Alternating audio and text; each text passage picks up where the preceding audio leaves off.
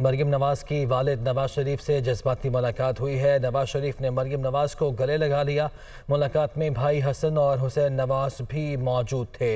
तो 3 साल से ज़्यादा अरसे के बाद वो इनकी दूरी के बाद मरीम नवाज लंदन पहुंची हैं। उनके वालिद नवाज शरीफ से मुलाकात हुई। ये जज्बाती मनाज़िर आप मुलाहिज़ा भी कर सकते हैं। मरीम नवाज की वालिद नवाज शरीफ से जज्बाती मुलाकात हुई और नवाज शरीफ ने मरीम नवाज को गले लगा लिया।